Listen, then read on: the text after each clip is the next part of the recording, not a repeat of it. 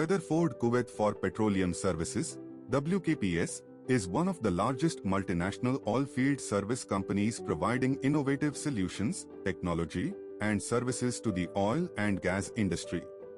WKPS, being an integrated solution provider, offers various services to Kuwait Oil Company and Joint Operations (KJOC) plus Saudi Arabia Chevron at Wafra. WKPS offers an extensive selection of conventional and proprietary chemical applications pertinent to oil and gas production. Bulk supply of chemicals like biocides, corrosion inhibitors, scale inhibitors for oil and gas.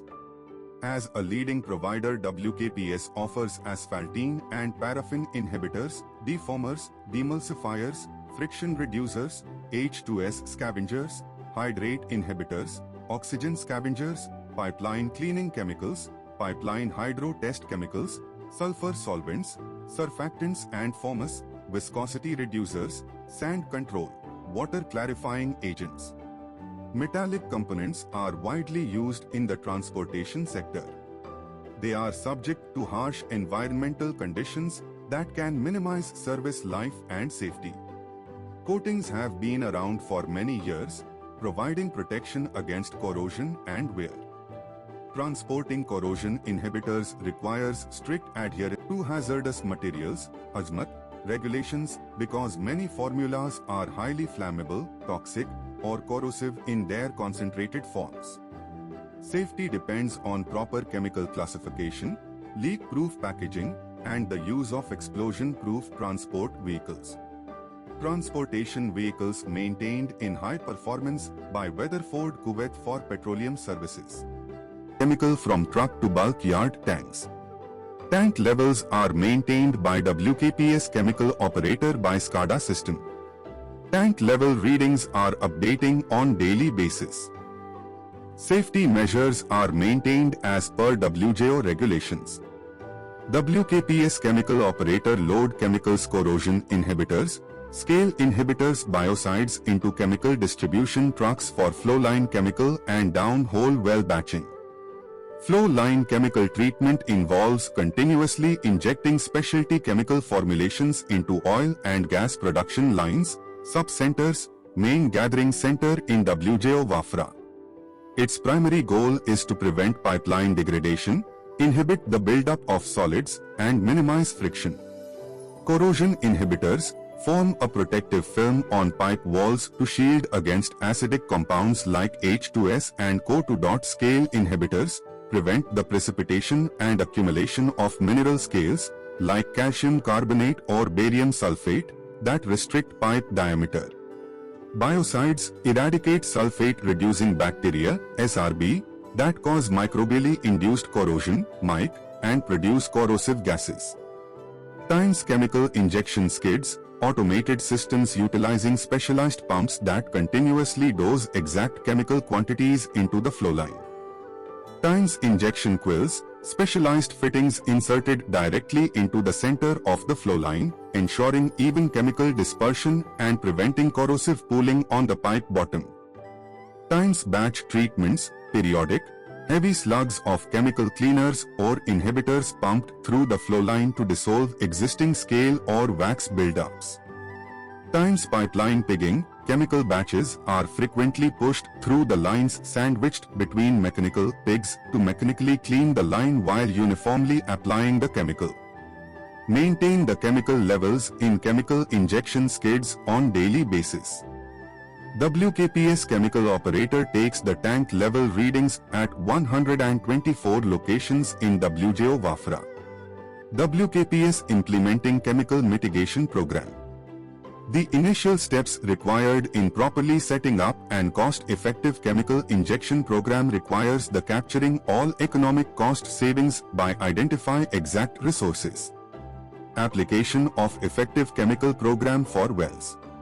It has often been expressed that even the most effective chemical product, if not applied correctly, will not give the desired results it is capable of achieving. Therefore, consideration to capillary sting injection or side stream flushes or batch will be dependent on the individual well production and pumping characteristics. Capillary strings, meaning small inner diameter, or cap strings for downhole continuous injection can also be routed inside the production tubing. Reduces chemical costs with precise placement and metering of production chemicals, and it provides adjustable chemical volumes for changing production rates. Normally the 3/8 capillary injection tubing externally band to the outside of the production tubing. During installation, cap string should band along the tubing and ensures that the control line is not damaged. Side stream flush. An alternative injection method is to inject it into the annulus of the well by a chemical injection pump. A small bypass over flush is suggested to help flush the inhibitor to the bottom. Should annulus injection be chosen, the overflush bypass volume rule of thumb is 0.51.0 bbls per 1000 or 0.5% greater than 1.0% of TBBLSD production. WKPS batch application techniques. Batch applications are used for one-time treatments designed to address a specific problem for as long as the treatment remains effective. When the effectiveness of the treatment begins to wear off, another batch treatment is usually applied so that the system will continue to function smoothly. Batch application methods include batch and fall. Batch and fall applications are typically used to apply heavy filming corrosion inhibitors. These are accomplished by pouring the properly calculated volume of chemical down the inside of the tubing. Displacement is a highly accurate means of getting products where they are needed. In this process, an appropriately determined amount of chemical is put in the tubing and is then pushed by a volume of other fluid to a specific spot. Squeeze uses the same concept as tubing displacement but applies the chemical to the formation rather than to pipe walls. The treatment pill consists of 3 components: pre-flush, the product, over-flush.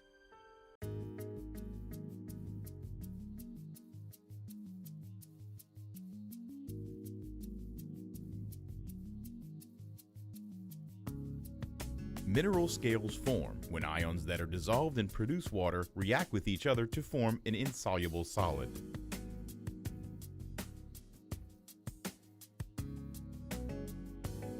Scale, such as barium sulfate, can occur when incompatible waters, formation water and seawater for example, mix in a flooded reservoir. Scale solids can restrict and eventually cut off production when they form in the near wellbore region and in production tubing.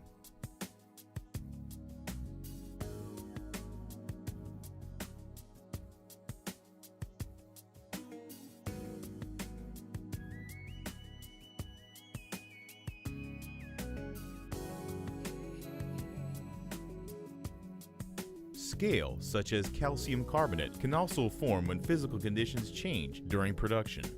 Formation water, which was stable under reservoir conditions, can become unstable when the pressure or temperature changes. For example, pressure drops across the subsea safety valve or choke. Preventing scale is better than removing it. It is less costly, more efficient, and a more effective way to keep production flowing. Applying a scale inhibitor is the best way to prevent scale from forming in the first place. When the threat of scale deposition is in the reservoir, or when it is not possible to get chemical injection upstream, scale squeezing is the best form of scale prevention. In a scale squeeze, a scale inhibitor chemical is pumped through the well and into the near wellbore region. The inhibitor is left to soak onto the rock surface. In a process known as absorption, some of the inhibitor will stick to the rock surface. When the well is flowed, the inhibitor gradually desorbs from the rock surface into the produced water. In the produced water, the inhibitor provides protection against scale formation from the reservoir through the entire production string by disrupting the growth of scale crystals. After the squeeze application, well water samples are frequently collected to measure the level of residual scale inhibitor to see if the well is still protected. This residual amount between interventions. The presence of sulfate-reducing microbes in oil has grown in concern as their presence has recently been accepted as the leading cause of reservoir souring in flooded oil fields. More specifically, sour oil refers to there being high amounts of sulfur present in oil. Sulfate-reducing microbes specifically are able to convert sulfate into sulfide, which can lead to pipeline corrosion, the formation of toxic gases and fumes, reservoir plugging, acid rain, and/or low pH fogs. This leads to oil and gas companies having to spend billions of dollars towards souring service materials, replacing pipelines, or fixing any damages due to the consequences of sour oil. That's because SRMs lead to an increase in operational safety and operational costs in the petroleum industry. Ways to mitigate their presence are currently being rigorously studied. More specifically, my project observes if adding biocides in combination would synergistically increase the efficacy of treatment injections into oil reservoirs on their ability to reduce sulfide levels in oil. Oil souring most commonly occurs during the secondary recovery process, which is a process where water is injected into an underground oil reservoir to extend its production life. However, it is the step that often adds in additional nutrients or even inoculates the reservoirs with new microbes, of which can lead to biogenic souring. So how can we mitigate this biogenic souring? Well, currently, the process of sulfate reduction by sulfate-reducing microbes is a well-documented process, though optimal ways to mitigate these microbes in reservoirs are still unknown. Moreover, research towards understanding a cost-effective and efficacious biocide that works long-term is increasing in popularity. Laboratory evaluation of biocides. There are 3 types of tests can be carried out on prospective biocides for oil and gas system. Initial performance test for activity over an extended contact time. Time kill test assesses the performance of the biocide at different contact times. Performance test against biofilms. For biofilms, testing should be carried out using biofilms samples obtained from the field. Form the serial dilutions for each type of bacteria as follows. Remove the small circular aluminum flaps from all the bottles. This shall expose the rubber septum. Obtain 6 SRB vials and label them 1 through 6. Prepare serial dilutions of the initial sample as indicated by the following procedure. Fill a sterile, disposable 1 ml syringe with the test sample. Expel any air from the syringe and any excess fluid until 1 ml of the test sample remains. Inject the 1 ml of test sample into the first 1 vial and shake it to ensure homogeneous of the resulting solution. Using a new syringe, withdraw 1 cubic centimeter from the first vial and inject it into the second 2 vial.